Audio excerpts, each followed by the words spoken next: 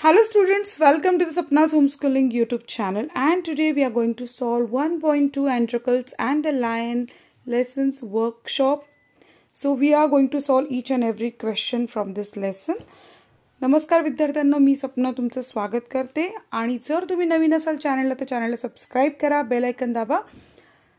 तर अँड्रकल्स and the lion ही खूप सुंदर गोष्ट आहे. तुम्ही नक्कीच या गोष्टीचं जे ट्रान्सलेशन आहे ते तुम्ही ऐकलं असणार आहे. नसेल ऐकलं तर नक्की तो व्हिडिओ तुम्ही बघा, सपनाच होमस्कूलिंग यूट्यूब चॅनलवर आहे. तर इथे हा जो अँड्रकल्स आहे आणि द लायन हे दोघं कसे मैत्री करतात आणि कशा प्रकारे ती स्टोरी सगळी खूप छान प्रकारे तिथे एक्सप्लेन केलेली आहे. त्याचा फर्स्ट क्वेश्चन आहे इंग्लिश वर्कशॉपचा, match the phrases in column with their meanings in column B. So what is the meaning of phrases? The group of words is phrase. तर या फ्रेजेस दिलेला आहे आणि आपल्याला इथे कॉलममध्ये मॅच करायचं आहे. सो आन्सर्स आहे column A, looking out for, याचा अर्थ आहे trying to search for. Face to face means in front of each other. Someone of courage, याचा अर्थ आहे try to be brave. Rage melted means anger reduced. Be moved by means filled with soft feelings. Second question, read the following sentences from the story. तर आपल्याला काय करायचं आहे, हे sentences स्टोरीमधून वाचायचे आहेत. They were bound by law to obey their master. The kind man bound up the lion's injured paw. The lion bounded towards Androcles again. The word bound carries 3 different meanings in each of the sentence. आता तुम्ही 3 वाक्य पाहिलेली, प्रत्येक वाक्यात तुम्हाला bound हा शब्द दिसला असेल, पण तरीही त्या प्रत्येक शब्दाचा वेगवेगळा अर्थ त्या वाक्यामध्ये निघतोय. जसं की A rushed forward, second force to follow आणि थर्ड आहे टाईड अप. तर इथे आपण put the correct letter A B C in the boxes according to the proper meaning. So इथे आपला प्रॉपर मिनिंग काय होतं बघा, they were bound by law to obey their master. तर बी मिनिंग आहे force to follow. Bound by law म्हणजे त्याला करणंच आहे, त्याला करावंच लागणार आहे. सो याचा अर्थ होतो force to follow. So B येणार आहे पहिला answer. The kind man bound up the lion's injured paw. तर सी आन्सर आहे. तर सी म्हणजे काय, टाईड अप, कारण त्या सिंहाचा जो जखमी पाय होता त्यानं बांधला होता अँड्रकल्सनं, म्हणून टाईड अप येणार आहे. आणि थर्ड आहे the lion bounded towards Androcles again. त्याचं उत्तर येणार आहे ए म्हणजे रश्ड फॉरवर्ड. नेक्स्ट क्वेश्चन आहे B, read the following sentences from the story again. कारण हे तीनही वाक्य फार महत्वाचे आहेत. यासाठी सी क्वेश्चन दिलाय. Now translate each of the 3 sentences ABC into your medium of instruction. एक तर तुम्ही मराठीत करू शकता, हिंदीत करू शकता, ज्या भाषेत तुम्ही बोलता त्या भाषेमध्ये तुम्हाला या वाक्यांचा अनुवाद करायचा आहे. सो फर्स्ट सेंटेन्स काय, they were bound by law to obey their master. याचा अर्थ होतो मालकाची आज्ञा पाळण्यासाठी ते कायद्याने बांधले गेले आहेत किंवा त्यांना त्यांच्या मालकाचे नियम पाळणे कायद्याने बंधनकारक होते. सेकंड सेंटेन्स आहे the kind man bound up the lion's injured paw. Answer, त्या दयाळू माणसाने सिंहाचा जखमी पंजा घट्ट बांधला. आणि थर्ड सेंटेन्स आहे the lion bounded towards Androcles again. तर इथे उत्तर येणार अँड्रकल्सकडे सिंहाने पुन्हा झेप घेतली. तर एक लक्षात घ्या की तुम्हाला क्वेश्चन नंबर 7 जो आहे तो ट्रान्सलेशनचा, त्यासाठी ही वाक्य फार महत्वाची आहेत. सेकंड क्वेश्चन आहे find from the story the antonyms opposite words of the following. आता इथे तुम्हाला वर्ड्स 8 वर्ड्स दिलेले आहे, पण त्याचसोबत एक सूचना दिली आहे, conduct a game of synonyms and antonyms in the class. So synonyms म्हणजे काय, समानार्थी शब्द. antonyms म्हणजे विरुद्धार्थी शब्द. तर आता आपण काय करूयात, दोन्ही प्रकार मी तुम्हाला दिलेले आहे, antonyms सुद्धा आणि synonyms सुद्धा. So antonyms kind, antonyms cruel. Poor antonym आहे wealthy. Slave master, high low. Punishment reward. Unbound bound. Tender tough. Happy unhappy. Find from the story synonyms, same meaning वर्ड्सला म्हणतात, ऑफ द फॉलोइंग. सो काइंडचं synonym आहे gentle, poor needy, slave servant, high tall. Punishment penalty, unbound free, tender soft, happy glad. Now the question is find from the story 5 words that describe the sound made by the lion. सिंहाने कोणते आवाज काढले आणि त्याला काय नावं दिली गेली इंग्लिशमध्ये, तर त्यासाठी इथे आपण काय काय पुस्तकात वापरलंय, मोन्ड, रोवर्ड, विम्पर्ड, ग्रोल्ड, पर्ड. सो तुम्हाला कोणता आणखीन एखादा शब्द भेटला असेल तर मला इथे कमेंट करून सांगा. Now the question third is write the reactions that followed each of the actions given below. म्हणजे आता इथे ज्या ज्या कृती झाल्या, ज्या ज्या गोष्टी घडल्या त्याच्यानंतर त्याला कोणत्या प्रकारच्या गोष्टी घडल्या गेल्या आहेत. तर इथे Androcles did not like his cruel master. अँड्रोकल्सचा त्याचा तो क्रूर मालक आवडला नाही म्हणून काय घडलंय. So first is the clutches of his cruel master at the first chance he got. त्याने काय केलेलं आहे, so he escaped from the clutches of his cruel master. तो पहिला पळून गेलेला आहे, त्याच्या मालकाच्या तावडीतनं सुटून तो पळून गेला. सेकंड सेंटेन्स आहे the lion looked at Androcles पिटियसली. म्हणजे त्या सिंहानं त्या अँड्रोकल्सकडे अगदी कसं पाहिलं, पिटियसली पाहिलंय.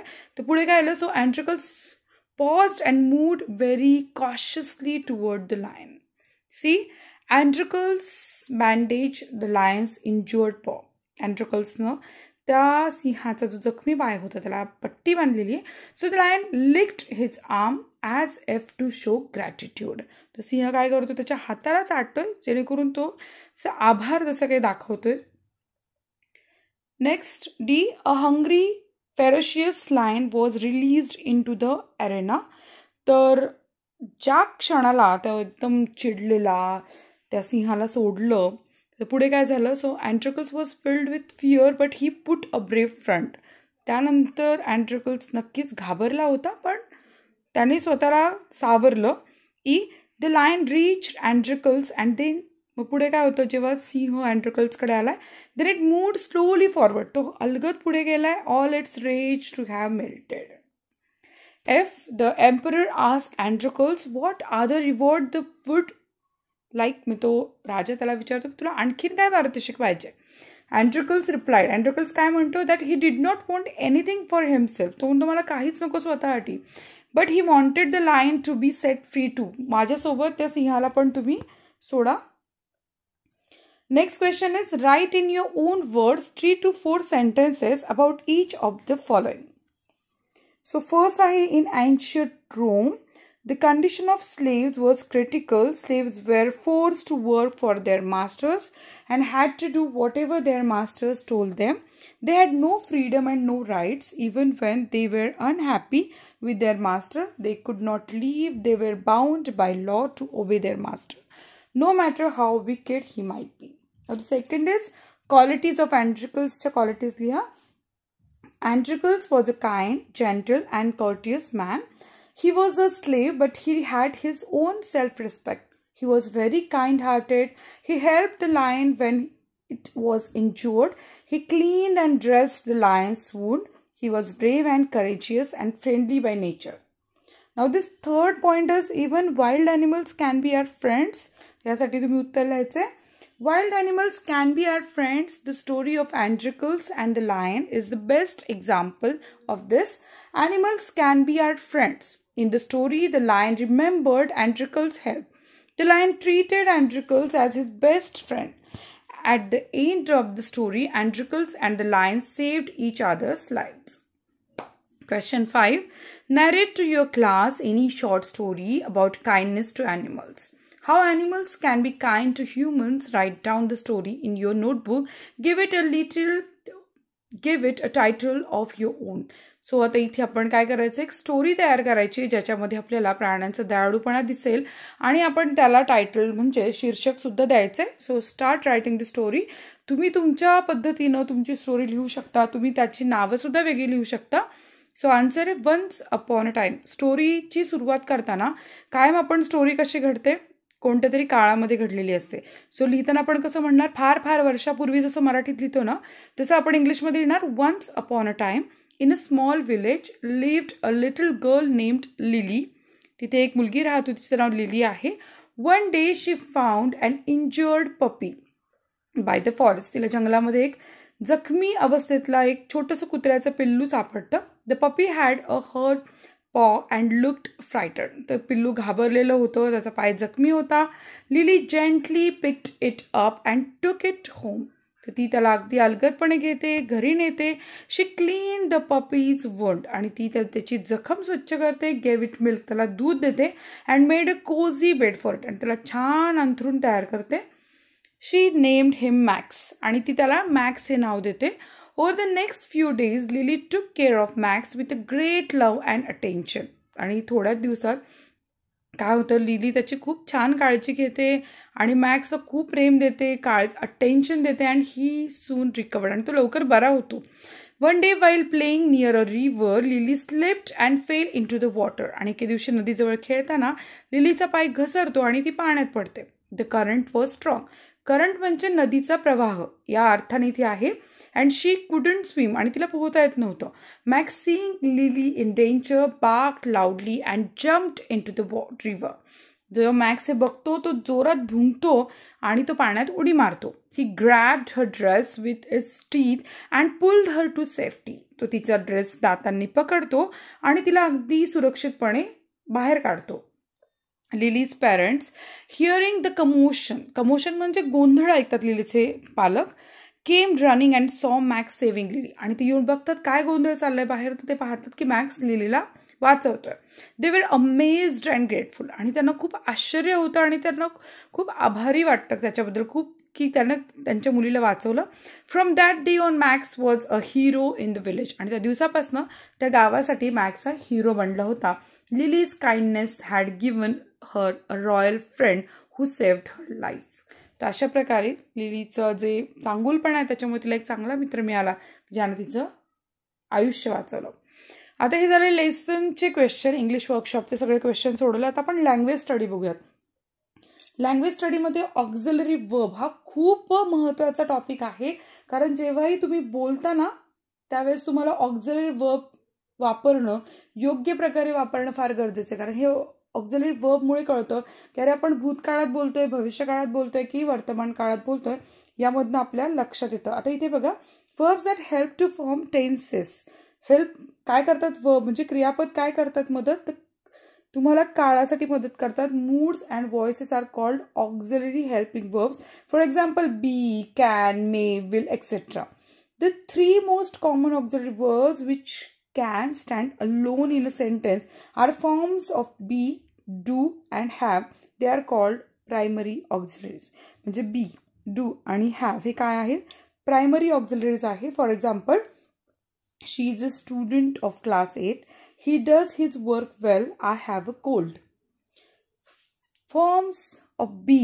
be चे कोणते कोणते फॉर्म्स बघा, am, is, are, was, were, will, shall हे be चे फॉर्म आहेत. do चे फॉर्म आहे do, does, did. have चे फॉर्म आहे have, has, had. आता हे तुम्ही सगळ्यांना टेन्सेसमध्ये पाहिलं असणार आहे, प्रेझेंट, पास्ट आणि फ्युचर टेन्समध्ये. There are other auxiliary verbs which do not stand alone in a sentence. पण तुम्ही बाकीचे ऑक्झिलरी वर्ब्स पाहाल ना, ते नुसते एकटे स्टँड नाही करत सेंटेन्समध्ये. ते अकंपनी मेन वर्ब, ते कायम मुख्य क्रियापदाला सहाय्य करतात. ते एकटे स्टँड नाही करत, त्यांना काय लागतं, मेन वर्ब लागतं आणि मग ते स्टँड करतात. पण हे प्रायमरी ऑक्झिलरीज कसे असतात, ते एकटे स्टँड करू शकतात. So these called modal auxiliary verbs किंवा मॉडेल्स असं म्हणतात. They are can, could, shall, should, will, would, must, may, might, need, ought to. For example, he can work hard, he will work hard, he must work hard. No underline the auxiliary verbs in the following sentences. आता इथे तुम्हाला 12 sentences दिलेत आणि तुम्हाला त्याच्या खाली underline करायचं. खूप सोपा टास्क आहे. नीट लक्ष देऊन पाहिलं ना तर तुम्हाला इंग्लिश बोलण्यासाठी पण ह्याचा खूप उपयोग होणार आहे आणि त्याचसोबत लिहिण्यासुद्धा, म्हणजे ग्रामॅटिकली करेक्ट कसं लिहिता येईल यासाठी उपयोग होणार आहे. सो फर्स्ट सेंटेन्स आहे, we have a holiday tomorrow. So have हे काय ऑक्झिलरी वर्ब आहे. Reena is injured badly. So is. You must wear clean cloth. So must हे आहे. She should talk politely. So should हे ऑक्झिलरी वर्ब आहे. They did not help me. So did हे सुद्धा काय आहे, auxiliary verb. A big thorn had pierced the lion's toe. So had हे आहे auxiliary verb. The lion was caged, was. Androcles did not like his master. So did not again आलेला आहे. they could not leave him. So could not हे auxiliary verb आहे. He would no longer be a slave. So would हे auxiliary verb आहे. The slaves were forced to work. So were हे auxiliary verb आहे. And we should show kindness to animals. So should हे auxiliary verb आहे.